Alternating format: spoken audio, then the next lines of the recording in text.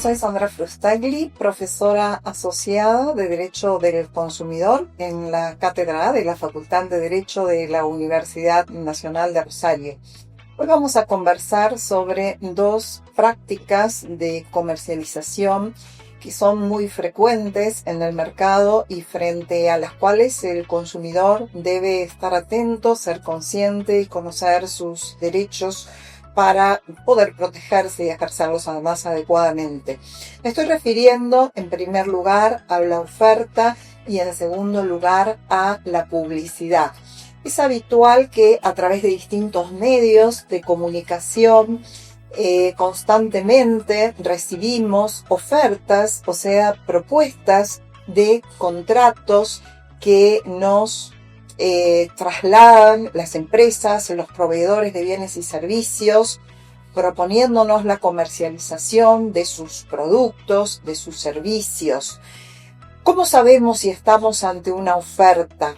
Esa comunicación para hacer oferta tiene que identificarnos perfectamente el producto o el servicio y además hacernos conocer, informarnos cuál es la contraprestación que como consumidores debemos pagar, si se quiere, para recibir ese producto o ese servicio.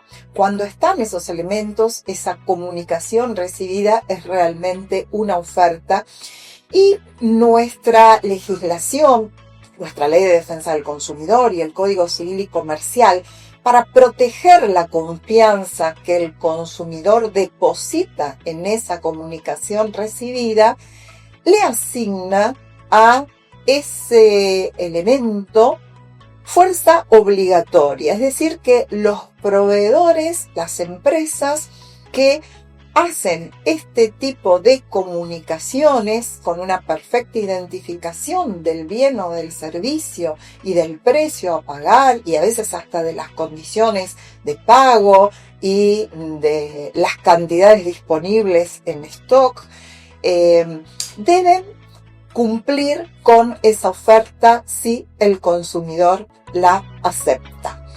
Esto es importante conocerlo porque tratándose de estas ofertas al público, muchas veces nos encontramos con que promociones que nos llegan a través de redes sociales, de páginas web, de plataformas de comercio electrónico a las que recurrimos habitualmente para adquirir bienes y servicios, nos encontramos con que aceptamos una oferta, usamos nuestra tarjeta de crédito o débito para pagar o hacemos una transferencia y luego no recibimos el producto, no lo entregan, nos anulan la compra porque invocan un error de sistema y no cumplen el contrato. Directamente hay allí un incumplimiento y tenemos que saber que tanto nuestra Ley de Defensa del Consumidor como el Código Civil y Comercial en esas situaciones dan derecho al consumidor no solo a denunciar administrativamente al proveedor que ha hecho esto porque infringe la ley y lo hace pasible de una multa, sino también a poder reclamar el cumplimiento específico del contrato si lo desea, dependiendo del interés económico depositado en ese contrato, por supuesto, en sede extrajudicial o judicial. Esto es un aspecto relevante de la importancia que tiene el atribuirle a la oferta al público carácter vinculante. Una vez que el proveedor la lanzó, no puede desconocerla, aceptada que fuere, el contrato debe cumplirla. Por otro lado, muchas veces estas ofertas aparecen solapadas en la publicidad y acá encontramos conceptos que pueden ir de la mano, pero son totalmente distintos. Porque lo primero que tenemos que saber de la publicidad es que es una comunicación de la que las empresas se valen para seducirnos a comprar algo o a contratar un servicio de los que tienen para ofrecer. Entonces, esta publicidad normalmente se vale de un lenguaje textual o visual muy atractivo, de modo de captar nuestra atención y vivimos bombardeados por publicidad sin ser conscientes de ello? En redes sociales, en radio, en televisión, en la gráfica o en la cartelería que nos rodea en las calles y en las autopistas. Entonces, ¿qué tenemos que saber como consumidores de ese mensaje publicitario? Primero, por poder identificar si solo se trata de una comunicación que nos está difundiendo, promocionando un producto, mostrándolo sin dar mayores calificativos o caracterización del mismo. Y, en segundo lugar, poder identificar si esa publicidad va más allá de una mera difusión y contiene también una oferta, cosa que se va a dar cuando, como dije antes, me identifique el producto y además me indique su precio, modo de pago, cantidades disponibles, etcétera, etcétera. Entonces, ante la publicidad, el legislador ha decidido proteger la confianza del consumidor, las expectativas que el mensaje publicitario crea, dándole a ese mensaje publicitario una fuerza también vinculante, obligatoria, en el sentido que aquello que la publicidad dice respecto de un producto o de un servicio, si se celebrase un contrato inducido por esa publicidad, debe cumplirse como se publicitó. Esto es lo que llamamos la fuerza vinculante de los contenidos publicitarios o la integración publicitaria del contrato. Entonces, si la empresa de telefonía me decía, como a veces solía ocurrir, que teníamos mensajería gratuita o determinada cantidad de megas para navegar por internet a un precio X, aunque eso luego no me aparezca en el plan contratado, si fui a contratarlo en función de la publicidad, puedo y debo exigirlo. O sea, lo dicho con precisión en la publicidad obliga al proveedor que se vale de esa publicidad. Entonces, con esto se complementa normativamente un esquema de protección entre oferta y publicidad como prácticas comerciales que es muy importante conocer. No solo para exigir aquello que la publicidad ha afirmado, sino también para denunciar a las empresas que hacen este tipo de publicidades y luego no la cumplen o no la respetan, porque como antes señalábamos, esos comportamientos las hacen pasibles de sanciones administrativas, habitualmente multas importantes que se pueden imponer. Dicho esto, podemos pasar a un segundo aspecto de esta problemática, que es considerar cuál debería ser el proceder del consumidor atento, consciente, educado frente a este tipo de comunicaciones que son la oferta y la publicidad. En primer lugar, es muy útil, sobre todo por la proliferación de estas comunicaciones en redes sociales, poder identificar si estamos decididos a adquirir un producto o servicio a partir de la oferta recibida, poder identificar claramente quién es la empresa proveedora de ese bien o servicio.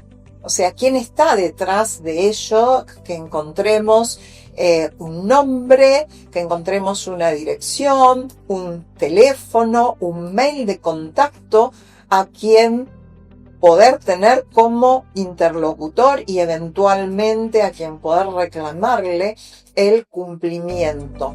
Entonces, esto es un elemento muy importante, que además hay legalmente exigencias que obligan también en la ley y en el código a los proveedores a dar a conocer todos estos datos, con lo cual el consumidor cuidadoso podría encontrarlos rápidamente. Cuando recurrimos a la contratación electrónica, es muy importante verificar esto. Muchas veces lo hacemos viendo la recomendación o las recomendaciones o críticas que pueda tener ese proveedor. Bueno, pero también es bueno poder identificar, para preservar nuestros intereses económicos, quién está del otro lado, ver la seriedad de esa empresa y dudar, y tal vez no contratar, no comprar, si aquí nos surge alguna duda sobre la credibilidad, la real existencia de ese oferente. Por otro lado, frente a la publicidad, también debemos hacer lo mismo y desconfiar de aquellos mensajes que tienen un contenido exagerado, desconfiar de precios excesivamente bajos, de condiciones de accesibilidad a veces demasiado simples, porque estos suelen ser mensajes atractivos para captar a gente o consumidores incautos o desprevenidos, y después tenemos problemas para realmente obtener cumplimiento o recuperar aquello que hubiéramos invertido.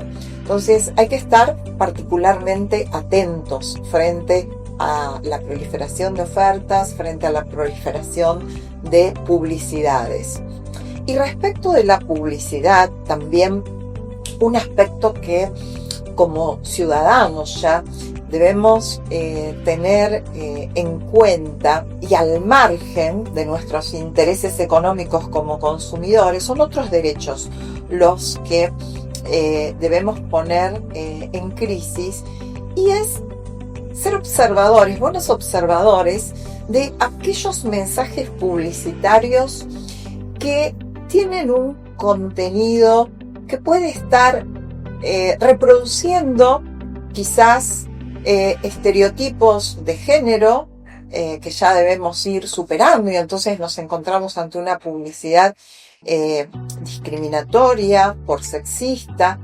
Esto antes era mucho más frecuente, pero todavía podemos encontrar mensajes publicitarios abusivos en este sentido. Otras veces la discriminación íncita en un mensaje publicitario puede no vincularse a razones de género, pero sí a otras cuestiones etarias, por ejemplo, de etnia. Ha habido históricamente censuras e interrupciones de campañas a nivel internacional de muchas empresas porque jugaban con esta provocación que tenía que ver, por ejemplo, con la desigualdad entre etnias. Entonces, es bueno prestar atención a esto.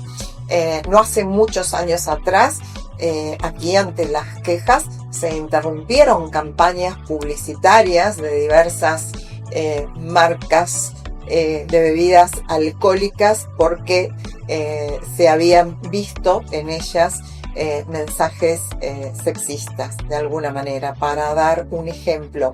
Otras veces también esta publicidad, este mensaje publicitario puede ser ilícito porque su contenido es engañoso, no se corresponde con lo que el producto o el servicio es, o con las condiciones reales en las que se comercializa. Entonces, esta maniobra de engaño para atraer al consumidor también merece sanción y es más que frecuente. Y también el carácter a veces ilícito por abusivo de una publicidad puede pasar porque se promueve un comportamiento que pueda ser contrario para la salud de los consumidores, para la seguridad de los consumidores. Y esto nos debe hacer reflexionar sobre la liviandad con la que se promocionan muchas veces ciertos medicamentos de venta libre, porque de alguna manera se está incitando a su consumo como que fueran absolutamente inocuos, y ningún medicamento, por más que sea de venta libre, es absolutamente inocuo. Entonces esto como consumidores tiene que hacernos tomar conciencia también de nuestra actitud, nuestro posicionamiento frente a esa batería de promociones que recibimos constantemente por distintos medios. Y podríamos decir, bueno, y sí, si encontramos este tipo de mensajes publicitarios, ¿qué hacemos? Bueno, podemos actuar a través de asociaciones de consumidores que promuevan el cese de esas campañas publicitarias. Podemos denunciar en organismos institucionales, oficiales de defensa del consumidor, como la Oficina Municipal, como la Dirección de Comercio Interior, o en el plano nacional también la Autoridad de Aplicación, para que estas campañas cesen. Eso desde una perspectiva colectiva. Por supuesto que también, si un consumidor se ha visto individualmente afectado por ese mensaje discriminatorio o por ese mensaje engañoso, puede ejercer sus derechos judicialmente contra ese tipo de publicidad. Me viene al recuerdo, que fue muy comentado también en la prensa, el caso de la publicidad de los colorados, de una empresa, de una marca de hamburguesas que se valía de este sesgo, de este criterio, y la persona que se sintió afectada es quien promovió la acción judicial allí para que cese esa publicidad. Entonces, lo que vemos es que nuestro derecho nos da herramientas. Conocer esos derechos nos permite ser consumidores más conscientes y que nos ponemos también a actuar en la defensa activa de nuestros intereses. Muchas gracias. Si como consumidor tenés alguna duda sobre tus derechos o querés consultar sobre los mismos, acércate a la Oficina Municipal del Consumidor. Estamos en Córdoba 852, de lunes a viernes, de 8:30 a 16 horas.